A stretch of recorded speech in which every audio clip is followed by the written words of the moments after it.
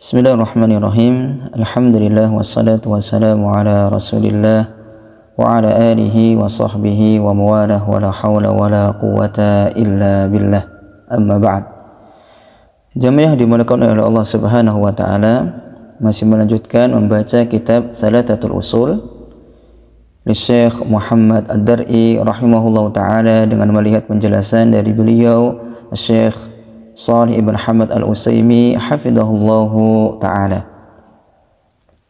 Setelah penulis rahimahullahu ta'ala menyebutkan rukun Islam, yang Islam adalah tingkatan yang pertama dari agama yang dibawa oleh Nabi kita Muhammad sallallahu alaihi wasallam, maka di sini beliau rahimahullahu ta'ala akan menjelaskan kepada kita ya rukun iman, rukun dari tingkatan yang kedua dari agama yang dibawa oleh Nabi kita Muhammad sallallahu alaihi wasallam.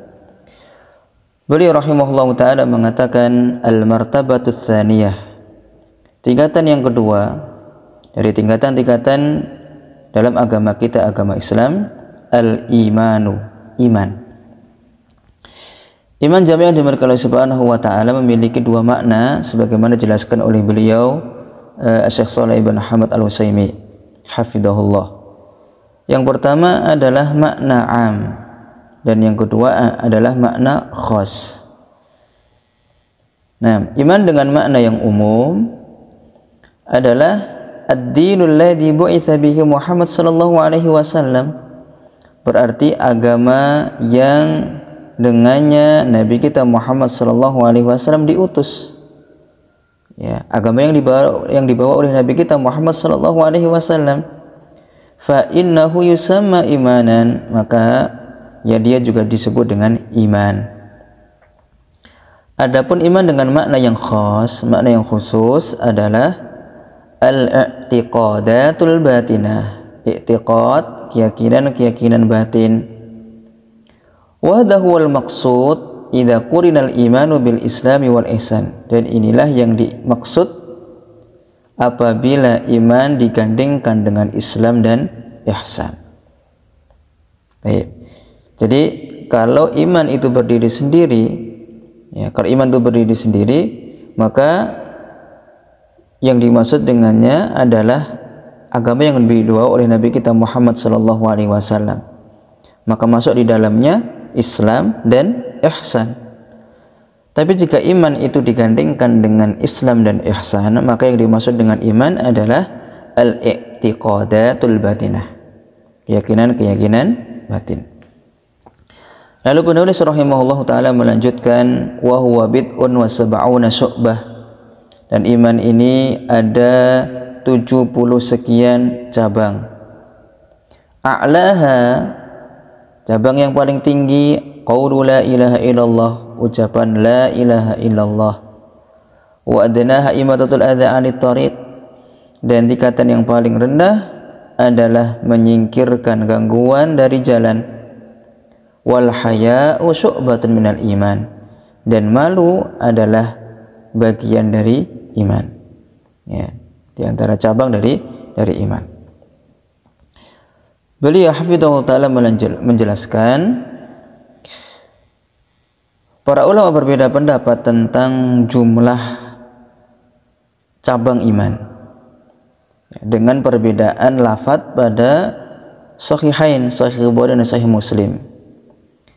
Ya, dalam kitab Sahih Bukhari, Rasulullah sallallahu alaihi wasallam menyebutkan bahwa al-imanu bid'un wa sittun, iman ini ada 60 sekian cabang. Sementara di Sahih Muslim, ya, dalam Sahih Muslim disebutkan al-imanu bid'un wa sab'un, iman ada 70 sekian cabang. Dan dalam riwayat yang lainnya masih dalam Sahih Muslim disebutkan bahwa al-imanu bid'un wa sittuna au sab'una syu'bah.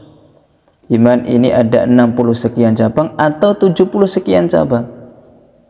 Ya, itu 70 sekian. Di sini ada syak, ya, ada kalimat au di sini. Kemudian al-mahfudhu fihi lafdzul Bukhari, dan yang mahfud, yang terjaga, yang dipilih adalah ya lafadz Bukhari, al-imanu bid'un wa sittuna syu'bah. Iman ini ada 60 sekian cabang. Ya, ada 60 sekian cabang.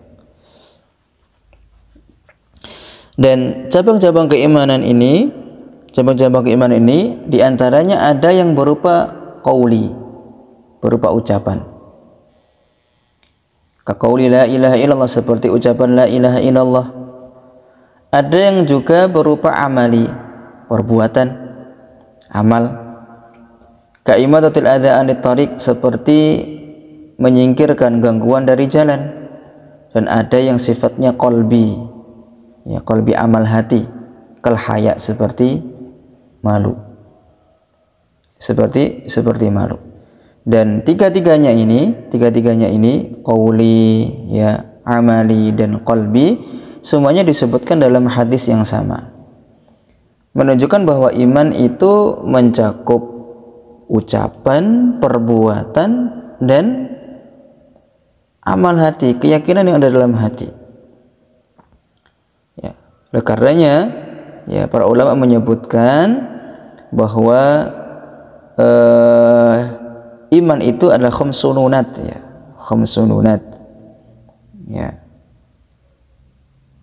yaitu al-i'tiqadun bil janan, keyakinan yang ada dalam hati, wa amalun bil arkan, ya, wa qaulun bil lisan, diucapkan dengan lisan, wa amalun bil arkan, dikerjakan dengan anggota badan, yazidu bi ta'atir rahman, bertambah dengan taat kepada ar-rahman, Allah Subhanahu wa taala, wa yanqusu bi ta'ati syaitan, dan berkurang dengan mentaati syaitan. Jadi Ahlussunnah wal Jamaah meyakini bahwa iman adalah demikian. Adalah iman. Amal itu termasuk dalam kategori iman. Ya, amal adalah masuk dalam kategori iman. Di antara dalil yang menunjukkan adalah ini. Rasulullah Shallallahu alaihi wasallam menyebutkan bahwa syu'abul iman itu banyak, ya. Dan di antara yang disebutkan oleh Rasulullah Shallallahu alaihi wasallam, di sana ada yang berupa qauli, ucapan, ada yang berupa amali, perbuatan, dan ada yang berupa qalbi, ya, amal hati, keyakinan yang ada dalam hati. Nah, lalu penulis rahimahullah ta'ala melanjutkan wa arkanuhu sittah, dan rukun iman ini ada 6. Antu'mina billah, engkau beriman kepada Allah, wa malaikatihi, beriman dengan malaikat, wa kutubihi, kitab-kitab, wa rusulihi, rasul-rasulnya, wal yaumil akhir, hari kiamat, wa bil qadari khairihi wa syarrih, dan beriman dengan takdir yang baik maupun takdir yang buruk, kulluhu minallah, semuanya adalah dari Allah Subhanahu wa ta'ala. Dan dalil yang menunjukkan bahwa rukun iman ini adalah 6 hal ini, yang pertama firman Allah Subhanahu wa ta'ala dalam surah Al-Baqarah ayat 177. Allah berfirman, laisal birra an tuwallu wujuhakum qibal masyriqi wal maghrib, walakinnal birra man amana billahi wal yaumil akhir wal malaikati wal kitabi wan nabiyyin. Ya, tidaklah kebaikan itu adalah engkau memalingkan wajahmu ke timur atau ke barat, akan tapi yang dimaksud dengan kebaikan adalah orang yang beriman dengan Allah, ya, hari akhir, dengan malaikat dan kitab-kitab, serta para nabi, ya, serta para nabi. Lalu wa dalil qadar, adapun dalil qadar, kalau belum disebutkan dalam ayat sebelumnya, adalah surah Al-Baqarah 49, inna kulla syai'in khalaqnahu biqadar, sesungguhnya, ya, kami menciptakan segala sesuatu biqadar. Nah, dengan dua ayat ini, ya, dengan dua ayat ini, maka itu sebagai dalil, ya, bahwa dalil akan rukun iman yang keenam. Kemudian nanti di pembahasan ihsan, mu'alif rahimahullahu ta'ala akan menyebutkan dalil dari hadis Jibril yang di dalam juga terdapat dalil bahwa iman itu memiliki enam rukun. Lalu beliau Syekh Utsaimin hafizahullah ta'ala menjelaskan berkaitan dengan rukun iman. Kata beliau, Wa ra'su ma yanbaghi ta'allumuhu fi arkanil imani sittah wa ma'rifatul qadaril wajib al-mujzi' minal imani bi kulli ruknin minha. Dan pokok dari apa yang hendaknya untuk dipelajari dari rukun iman yang keenam, rukun iman yang 6 ini adalah mengetahui kadar wajib, kadar yang cukup dari iman ya dengan semua rukun-rukun 6 ini.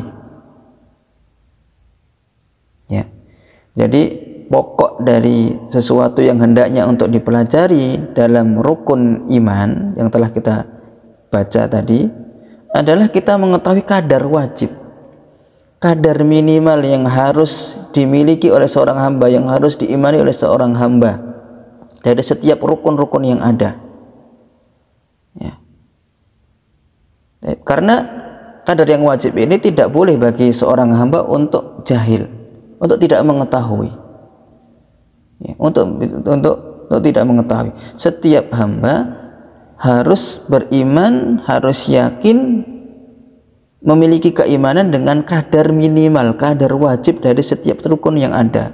Iman kepada Allah, kadar wajibnya apa yang harus dimiliki oleh seorang hamba. Tidak boleh seorang hamba bodoh, tidak tahu dalam masalah itu. Iman kepada malaikat, kadar wajibnya apa? Nah, wastiqra'u adillati syar'i, dan dengan memperhatikan dalil-dalil syar'i, yubayyinu anna minal imani qadran wajiba. Ya. Dijelaskan bahwa iman ini ada kadar wajib yang tidak sah agama seorang hamba kecuali dengannya.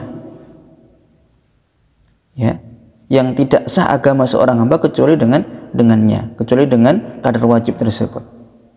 Fil imani billah, dalam iman kepada Allah, para malaikat, kitab-kitabnya, rasul-rasulnya, hari kiamat, ya, takdir yang baik maupun yang buruk, semuanya ada kadar yang wajib.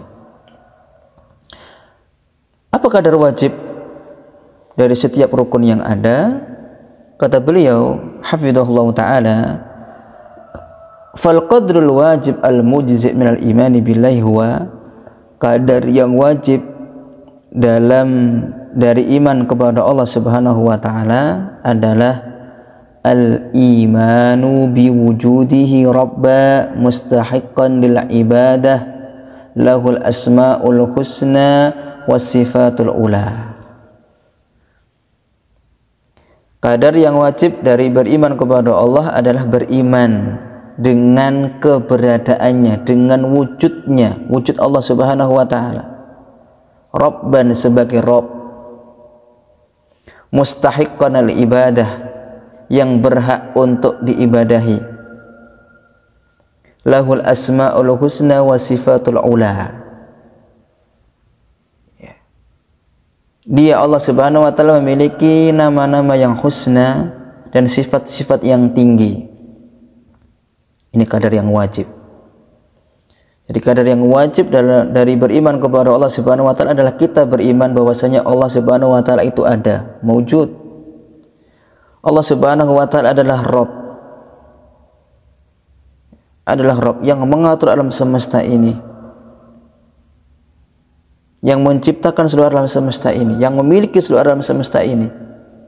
Mustahiqqan al-ibadah, dialah Allah Subhanahu wa taala satu-satunya yang berhak untuk diibadahi.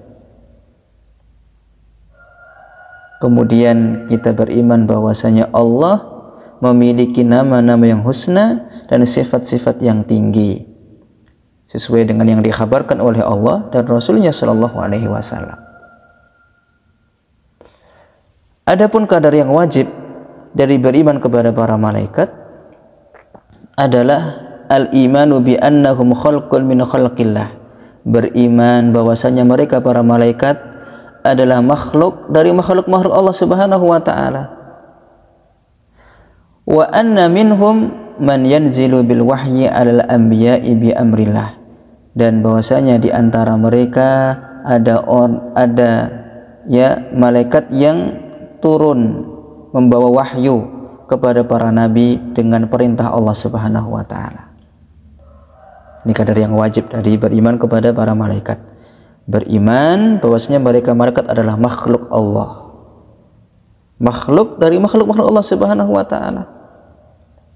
Kemudian di antara mereka, di antara malaikat itu ada yang turun membawa wahyu, disampaikan kepada para nabi dengan perintah Allah Subhanahu wa taala. Ini kadar yang wajib, kadar minimal yang harus dimiliki oleh setiap hamba.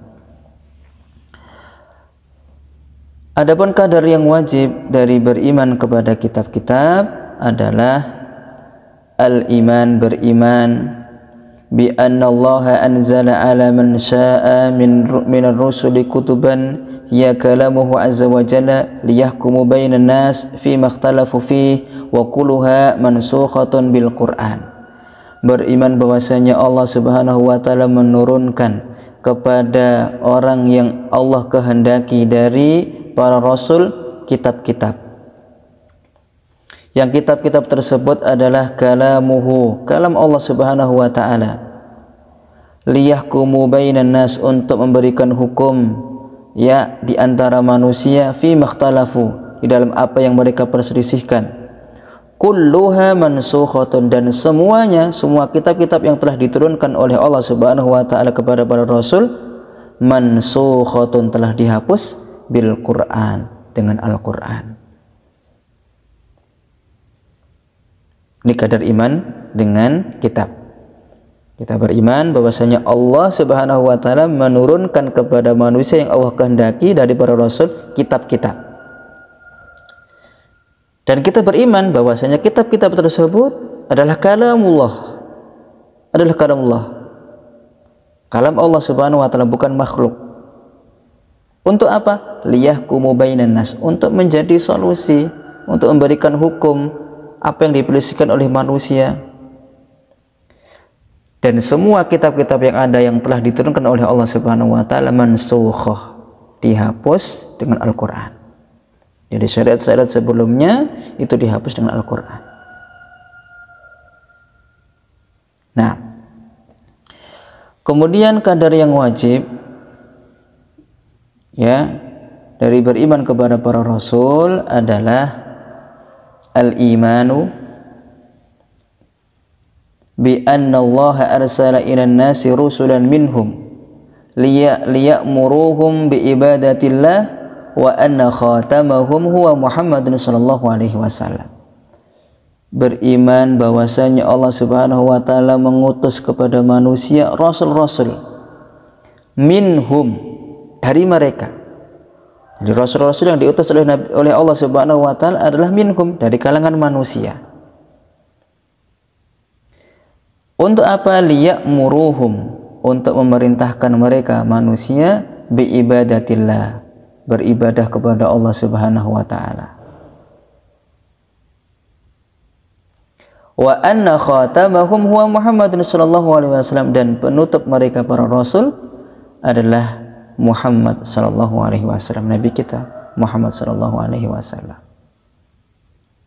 Nah, jadi kita beriman bahwasanya Allah Subhanahu wa taala mengutus kepada manusia rasul-rasul, dan rasul-rasul tersebut adalah dari kalangan manusia, bukan dari malaikat, bukan dari jin, tapi manusia, untuk memerintahkan mereka beribadah kepada Allah, mentauhidkan Allah Subhanahu wa taala.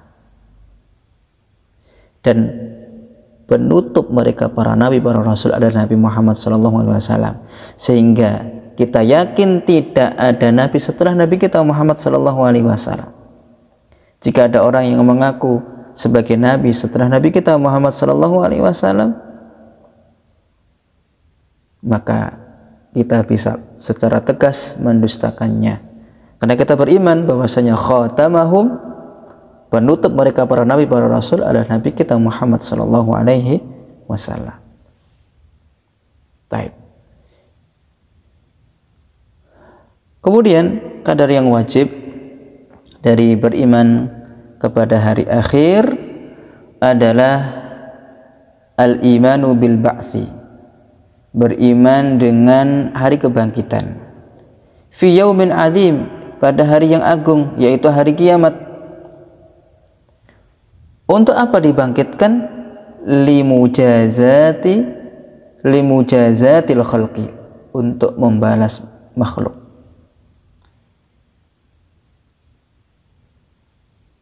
Faman ahsana falahul husna wa hiyal jannah, maka barang siapa yang melakukan kebaikan, maka baginya sesuatu yang lebih baik dari apa yang dia kerjakan. Wahyal jannah, yaitu surga. Ja'alanallahu wa iyyakum min ahliha. Doa dari beliau hafizallahu taala. Semoga Allah menjadikan kita, menjadikan Anda dan menjadikan kita semua dan Anda min ahliha, termasuk dari penduduk surga. Amin. Amin. Wa man asafa lahu ma amila wa jazaa'uhu an-nar, dan barang siapa yang berbuat keburukan, maka baginya apa yang telah dia kerjakan dan balasannya adalah neraka. Nasallallahu as-salamah. Ini kadar yang wajib dari beriman kepada hari akhir. Kita beriman dengan hari kebangkitan. Kematian itu bukan peristirahatan terakhir, tidak, tapi itu awal. Jadi kita beriman dengan adanya hari kebangkitan. Kapan itu? Pada hari kiamat. Pada hari kiamat. Dan setiap hamba, setiap manusia, setiap makhluk akan mendapatkan balasan sesuai dengan apa yang dia kerjakan. Sesuai dengan apa yang dia kerjakan. Kalau berbuat baik, maka dia akan mendapatkan pahala, balasan yang lebih baik dari apa yang dia kerjakan, yaitu surganya Allah Subhanahu wa taala. Tapi jika dia berbuat buruk, maka baginya lah apa yang telah dia usahakan. Baginya lah apa yang dia telah usahakan. Ini kadar yang wajib dari beriman kepada hari akhir. Dan kalau kita beriman dengan hari akhir yang seperti ini, akan termotivasi untuk melakukan amal soleh. Akan apa istilahnya, kita bisa mengerem ya dari melakukan perkara-perkara yang buruk, karena semua yang dilakukan oleh diri kita akan dibalas oleh Allah Subhanahu wa taala. Nas'alullah taufiq, nas'alullah as-salamah. Ya.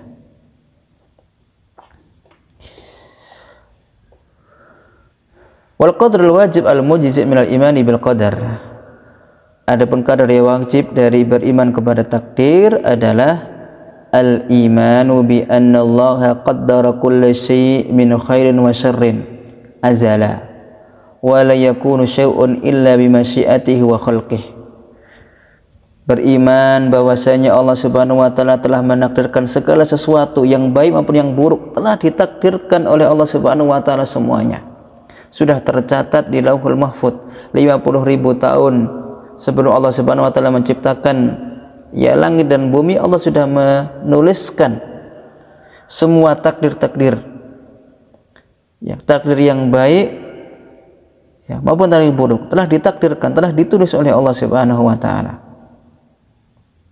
Dan tidak ada yang terjadi di alam ya semesta ini illa bi masyiatihi wa khalqihi, kecuali dengan masyiah, dengan kehendak dan ciptaan Allah Subhanahu wa taala. Ini kadar yang wajib dari beriman dengan takdir. Lalu beliau melanjutkan, fahadhil jumlatu hiya amudul aqdaril mujzi'ati minal imani fi kulli ruknin min hadhil arkani ibtida'an. Dan apa yang telah disebutkan oleh beliau hafizahullah ta'ala adalah pokok ya, rukunnya dari kadar yang cukup ya, kadar yang cukup, kadar minimal dari beriman dengan setiap rukun yang ada. Mimma la yasaul abdu jahluh, yang setiap hamba tidak diperbolehkan, tidak diperkenankan untuk tidak mengetahuinya. Wa la yasihu imanuhu illa bihi, dan imannya tidak sahih kecuali dengannya. Fala budda min syuhudi hadhil ma'ani wal ilmi biha, maka wajib untuk mengetahui ya dan mengilmui ma'ani-ma'ani yang ada, Ya, apa yang telah disebutkan tadi maksudnya. Wa in fuqidatil ibaratu al-muaddiyatu anha. Meskipun dia tidak bisa menyebutkan seperti yang telah kita atau telah disebutkan oleh Syekh Utsaimin hafizahullah taala. Ya. Meskipun dia tidak bisa menyebutkan, misalnya iman dengan takdir, kadar wajibnya apa? Ditanya. Saya tidak tahu.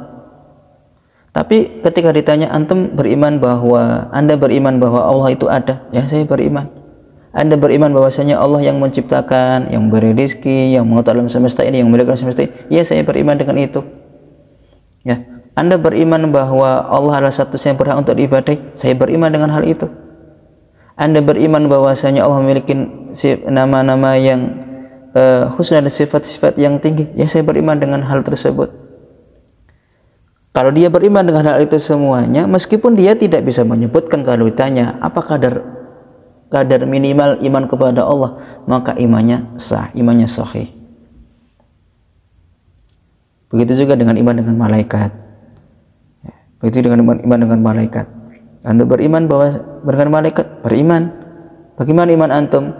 Ya, antum yakin malaikat adalah makhluk Allah? Saya yakin dia adalah makhluk. Dan di antara mereka ada yang turun membawa wahyu. Selesai. Meskipun dia tidak bisa, misalnya ditanya apa kadar iman minimal, kadar minimal iman kepada malaikat, tidak bisa menjawab. Tapi kalau dia yakin dengan isi dari apa yang telah disebutkan oleh beliau hafizahullah taala, maka itu telah cukup. Maka di sini beliau mengatakan fama tawujidal ilmu biha wa i'tiqaduha kana kafiyan fi sihhati imanil abdi. Maka kapanpun dia mengetahuinya, meyakini hal tersebut, maka itu telah cukup ya di dalam akan sahnya iman seorang hamba. Ya. Wa mawara'a dzalik, adapun lebih dari itu, lebih dari apa yang telah disebutkan dari permasalahan iman, maka bisa hukumnya wajib ditinjau atau dilihat dari sampainya dalil kepadanya. Lebih dari apa yang telah disebutkan di atas, maka bisa hukumnya wajib kalau telah sampai dalil kepadanya. Wa imma ayakuna min naflil ilmi, dan bisa juga min naflil ilmi, ya, tidak wajib, jadi dia adalah ilmu yang sunnah, ya, alladzi la yajib, yang tidak wajib. Lalu di sini beliau memberikan satu contoh supaya kita menjadi lebih jelas, lebih gamblang. Falau su'ila amiyun, kalau ada seorang awam yang ditanya, seorang awam yang dia menisbatkan dirinya sebagai seorang muslim beragama Islam tentang malaikat. Faqala la a'rif al malaikah, lalu dia menjawab, saya tidak tahu apa itu malaikat. Ya. Walaysa hunaka syai'un ismuhu malaikah, dan enggak ada namanya malaikat, itu enggak ada, kata dia. Fahada la yakunu musliman, maka orang yang seperti ini bukan seorang muslim. Ya, kalau ada seorang awam KTP-nya Islam nih, dia mengaku sebagai seorang muslim nih, lalu ditanya tentang malaikat, tapi dia mengatakan saya enggak ngerti malaikat, enggak ada itu namanya malaikat itu. Ya. Fahada la yakunu musliman, maka dia bukan seorang muslim. Kenapa? Karena dia tidak memiliki aslul iman, iman yang dasar, iman pokoknya ini tidak ada. Ya, kadar wajib yang harus dimiliki oleh setiap muslim, setiap hamba, ini dia tidak miliki, maka dia bukan seorang muslim. Ya. Karena dia harus beriman bahwasanya malaikat itu ada, makhluk Allah Subhanahu wa taala. Dan di antara mereka ada yang turun membawa wahyu kepada para nabi dengan perintah Allah Subhanahu wa taala. Walau su'ila akhar, dan kalau ada orang lain yang ditanya tentang malaikat, ya, fa ajaba biqaulihim, lalu dia menjawab, oh, malaikat ini adalah makhluk dari makhluk Allah Subhanahu wa taala. Ya, di antara mereka ada yang diutus oleh Allah Subhanahu wa taala untuk menyampaikan wahyu kepada para nabi, ya, maka ini telah cukup ya menjadi sahnya iman yang dia miliki, iman kepada malaikat. Lalu kalau ditanya lanjut, hadzal nazil bil wahyi masmuh, yang turun membawa wahyu ini siapa namanya? Faqala la a'rif, saya nggak tahu. Kalau yang turun membawa wahyu dengan perintah Allah ini, saya tidak tahu namanya siapa, tapi saya yakin ada yang turun membawa wahyu. Malaikat itu makhluk Allah, dan ada yang turun membawa wahyu dengan perintah Allah, tapi namanya saya nggak tahu. Maka kata beliau, ketidaktahuannya dengan nama malaikat yang turun dengan membawa wahyu ini tidak membatalkan keimanannya. Tidak membatalkan keimanannya, karena dia memiliki kadar wajib, kadar minimal dalam beriman kepada malaikat. Tapi kalau kemudian faida urifa, dia dikasih tahu, ya dikasih tahu bahwasanya malaikat yang turun membawa wahyu itu adalah Jibril, lalu dibacakan ayat yang menunjukkan atau hadis yang menunjukkan hal tersebut, ya, bahwasanya yang turun itu adalah malaikat Jibril, maka setelah dia faham, setelah dia sampai dalil kepadanya, maka wajib dia beriman bahwasanya malaikat yang turun kepada para nabi membawa wahyu itu adalah Jibril, ya, adalah Jibril.